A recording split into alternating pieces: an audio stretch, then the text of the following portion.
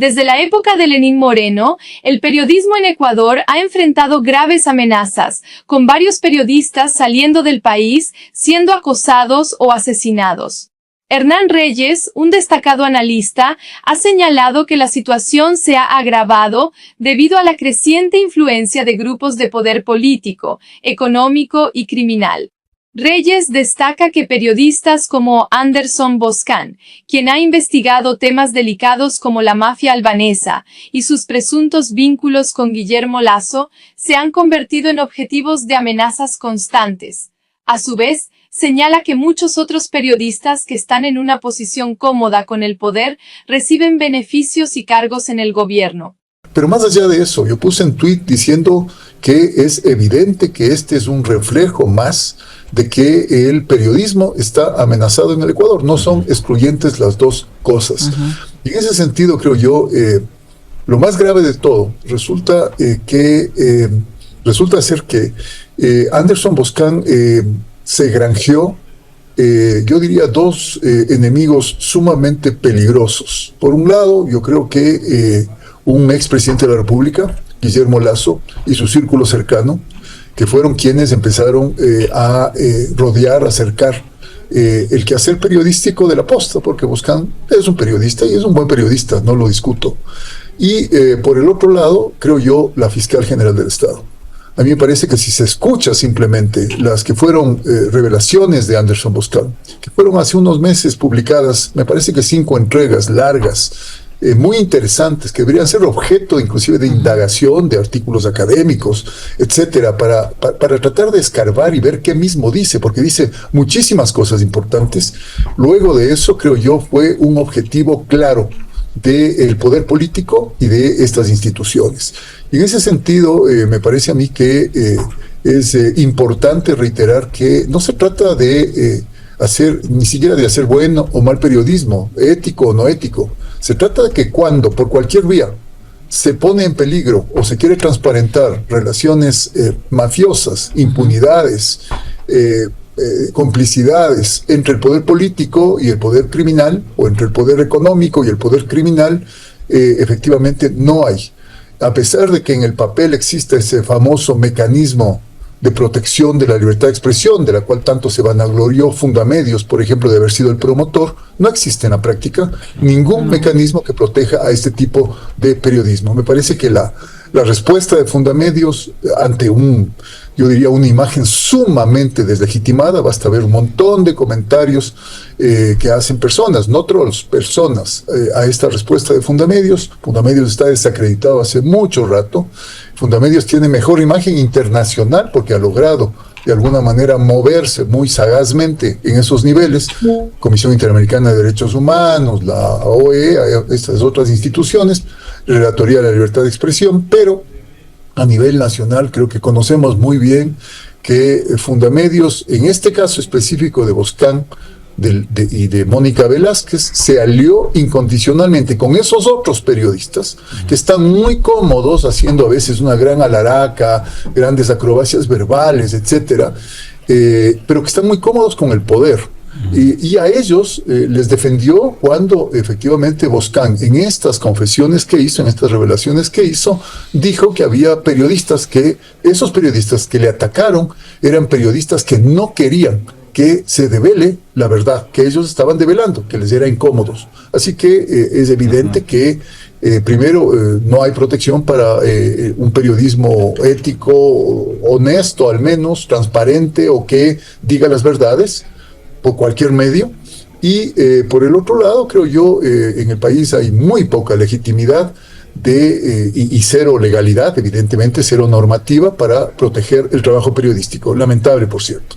Reyes subraya que el periodismo crítico es constantemente atacado en el Ecuador, mientras que aquellos alineados con intereses poderosos disfrutan de protección y prestigio.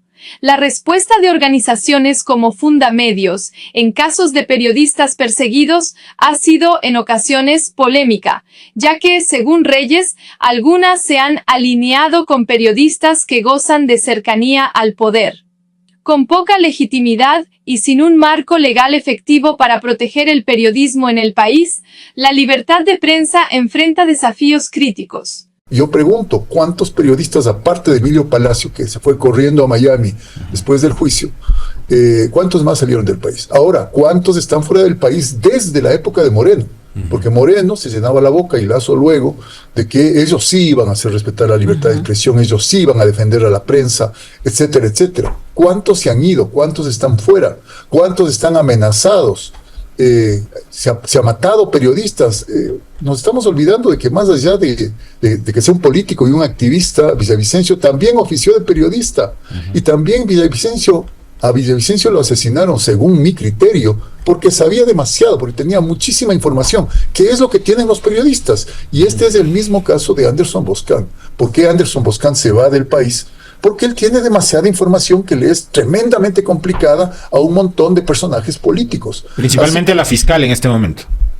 Básicamente, creo yo, básicamente la fiscal, y yo diría toda la información que tiene sobre la mafia albanesa y las vinculaciones con el gobierno de Guillermo Lasso y funcionarios de ese gobierno. No nos olvidemos. Y ahí uno puede especular y empezar a hacer las relaciones que quiera hacer con funcionarios públicos. Pero normalmente cuando yo lo he escuchado a Boscan habla inclusive, no habla de Diana Salazar como fiscal.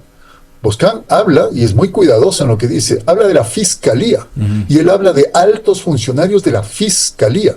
Y si nosotros esto lo relacionamos con inclusive detenciones que ha habido en los últimos procesos judiciales abiertos por la propia fiscalía, hay también funcionarios fiscales detenidos, que serán obviamente unos pocos, que serán los eslabones más débiles, pero es evidente que cuando hay contubernio entre instituciones del Estado y grupos que cometen delitos, es evidente que la que va a ser sacrificada es aquel sector de la sociedad, en este caso los periodistas, que finalmente quieran transparentar y denunciar estas situaciones. Bueno, creo que hay que primero decir que depende del tipo de periodismo que se haga.